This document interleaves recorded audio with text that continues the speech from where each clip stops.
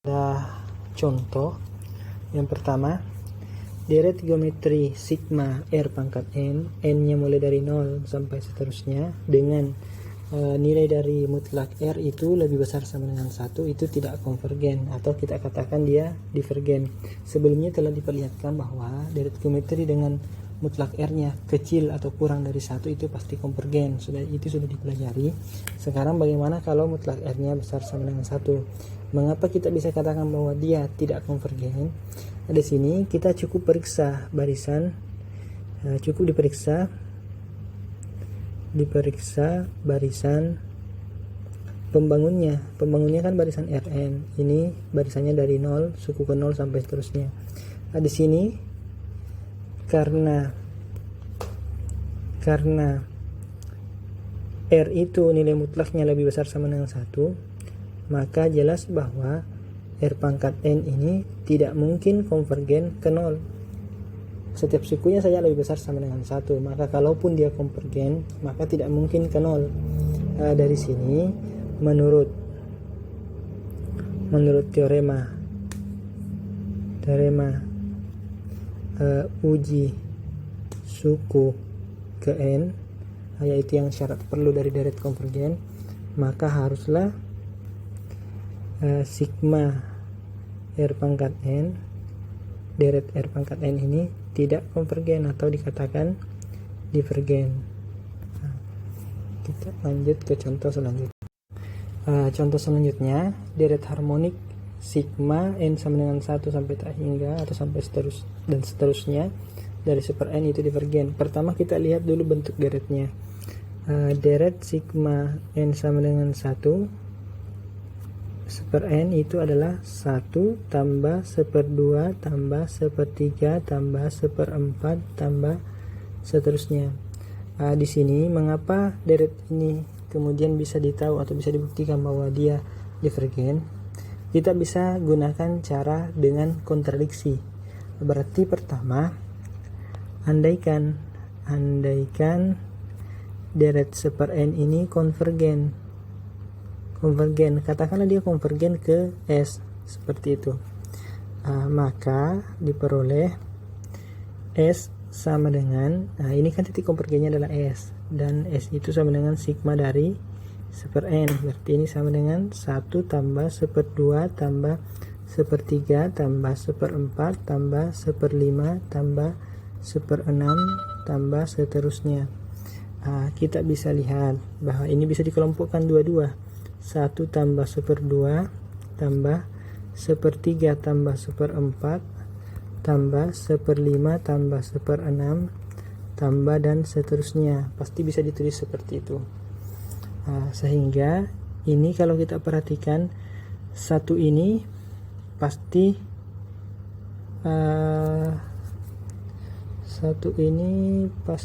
lebih besar ya, lebih kecil dari sebentar dulu, kita cek dulu. Kita bisa lihat bahwa satu ini lebih besar dari setengah, maka ini bisa ditulis lebih besar dari setengah tambah setengah. Dan 1/3 ini lebih besar dari 1/4, berarti ini 1/4 tambah 1/4. Begitu juga yang ini lebih besar dari 1/6 tambah 1/6 dan seterusnya. Ini bisa ditulis menjadi 1/2 tambah 1/2 1, 1/4 tambah 1/4 1/2, 1/6 tambah 1/6 dapat 1/3 dan seterusnya. Ini tidak lain adalah deret yang kita asumsikan tadi konvergen ini. Berarti ini sama dengan S. Jadi yang diperoleh di sini apa? Yang diperoleh adalah S lebih besar dari S. Tentu hal ini adalah suatu kontradiksi. Karena dia kontradiksi, maka pengandaian salah. Jadi haruslah sigma super N ini divergen atau deret harmonik itu divergen, seperti itu. Kesimpulan dia divergen ini diperoleh dengan memanfaatkan syarat perlu dan syarat cukup tadi, atau kita memanfaatkan teorema 3.3 yang ini. Kita memanfaatkan teorema ini, teorema 3.3 yang mengatakan bahwa barisan itu atau deret itu, maksud kami deret itu konvergen jika dan hanya jika barisan jumlah parsialnya itu terbatas. Berarti kalau tidak terbatas maka tidak konvergen atau deretnya tidak konvergen. Ini ternyata didapat di sini. Oh maaf, salah, ternyata tidak. Dia langsung saja andaikan konvergen maka diperoleh.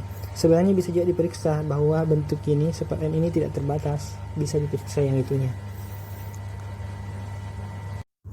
Baik, contoh yang ketiga, kalau tadi deret harmonik itu yang sigma super N itu tidak konvergen atau divergen, sekarang contoh yang selanjutnya itu sigma dari super N kuadrat. Ternyata deret ini konvergen.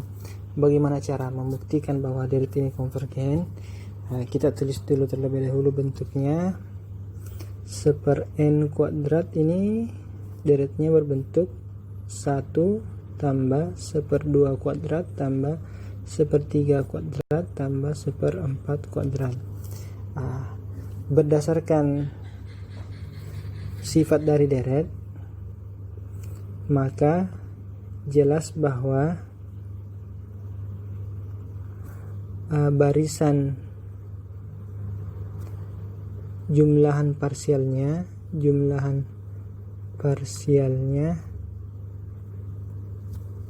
katakan dia seperti biasa, SK ini pasti monoton, yaitu naik. Kenapa ya? Jelas dari pendefinisian dari jumlah parsial. Sehingga cukup dibuktikan bahwa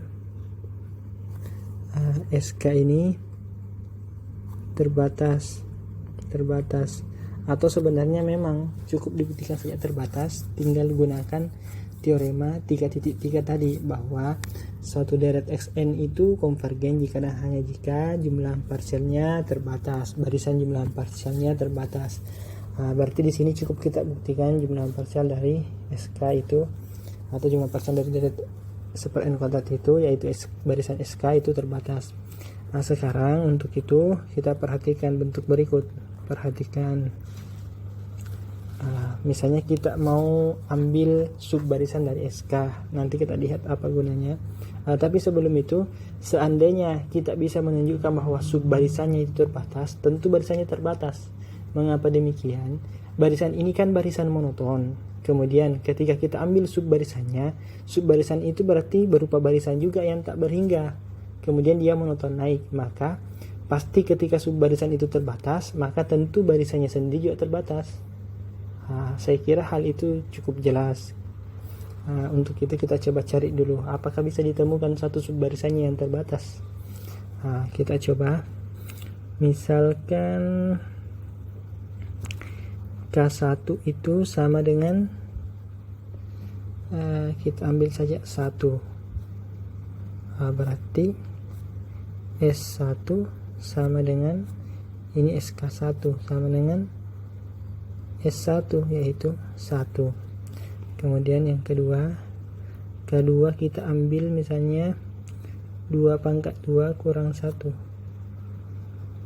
maka SK2 nya itu maksudnya adalah S3 itu berarti 1 tambah 1/2 tambah 1/3. Bentuk ini lebih kecil dari 1 tambah 1/2 tambah 1/2. Mengapa? 1/3 lebih kecil daripada 1/2. Berarti ini lebih kecil dari, atau nilainya itu adalah 1 tambah 1/2. Saya kira itu cukup jelas.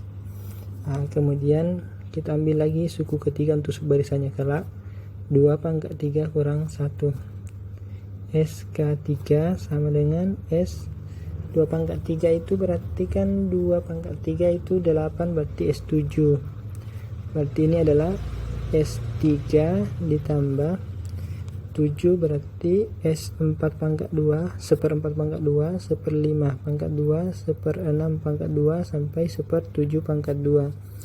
Ini tentu lebih kecil dari S3 tambah ini jadinya 4 kali 1/4 kuadrat, 4 kali 4 kuadrat, karena kan 1/5 kuadrat kurang dari 1/4 kuadrat, 1/6 kuadrat kurang dari 1/4 kuadrat, 1/7 kuadrat juga kurang dari 1/4 kuadrat. Berarti ini sama dengan nanti 1 tambah 1/2 tambah 1/2 pangkat 2.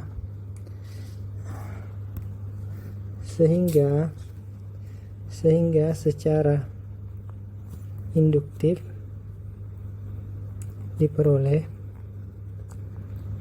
bahwa untuk KJ sama dengan 2 pangkat J kurang 1, nanti itu berlaku SKJ nya itu nanti akan sama dengan, langsung saja ini pasti kurang dari polanya. Ini dilihat, kalau di sini SK3, di sini nanti sampai 3 di sini, 1 tambah 1/2 tambah 1/2 pangkat 2.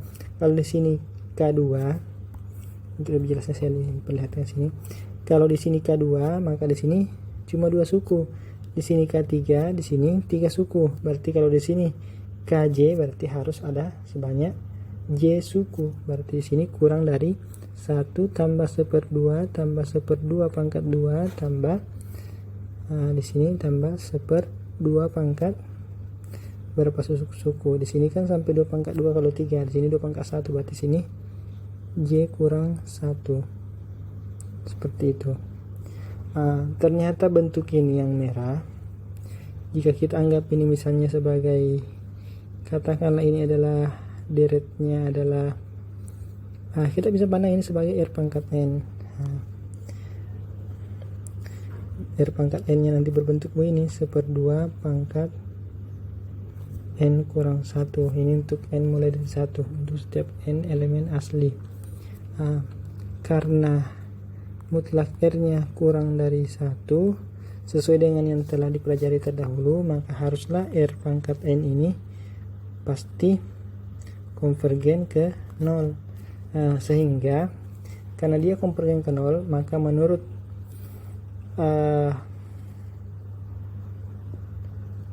salah, bukan itu yang kita ingin bahas. Ini R nya kurang dari 1, sudah dibuktikan bahwa kalau R nya kurang dari 1, maka pasti bentuknya dari ini pasti nanti sigma R pangkat N ini N kurang 1, yaitu sigma 1/2 pangkat N kurang 1, N nya mulai dari 1 sampai hingga ini pasti konvergen. Bahkan dia konvergennya kemana? Ini nanti nilainya adalah 1/1 kurang 1/2 atau nilainya adalah 2, telah dibuktikan sebelumnya. Sehingga kita bisa lihat bahwa untuk setiap J elemen asli ini nanti berlaku 0 lebih kurang dari SKJ kurang dari 2. Berarti kita katakan bahwa subbarisan SKJ, J nya dari 1 sampai seterusnya ini terbatas. Karena dia terbatas, maka pastinya SK juga terbatas karena mereka barisan monoton. Seperti itu, dia barisan monoton.